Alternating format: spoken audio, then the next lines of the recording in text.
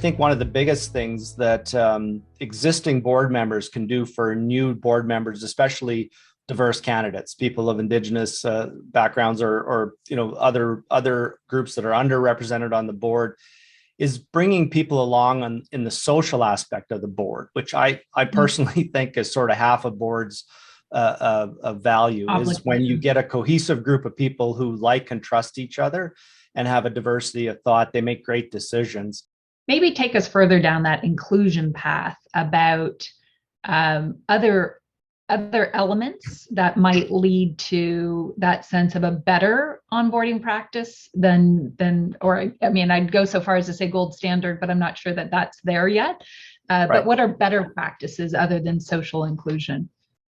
The first thing you need to do is not, especially a diverse board candidate, you can't take them and put them into the slot you're trying to fill. So, you can't take an Indigenous person and say, we want you to head up our Indigenous Initiatives Committee or something like that.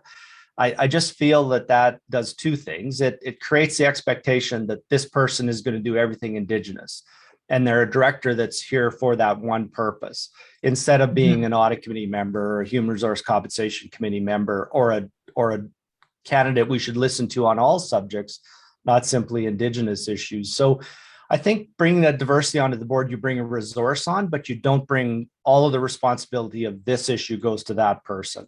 I've seen boards where, they get an Indigenous candidate and it's like, okay, well, you're on the whatever committee, and we want you to head up training the rest of us on Indigenous issues. And that puts a ton of responsibility on a person, and it pigeonholes them as not a full director, but a diversity candidate who's there for a single purpose. So I think just the responsibilities you give, I think, if the person already has a huge appreciation and understanding of Indigenous issues, make sure they understand safety culture in mining or finance. And if they've got the capacity to do that, give them that experience, because they'll bring that diversity of thought to the financial issues and decisions of the audit committee, which is better for the whole board. And then, if you're trying to get a diversity candidate on there to address Indigenous issues, you have to remember that you reflect to everybody that it's the whole board's issue that we're all trying to deal with.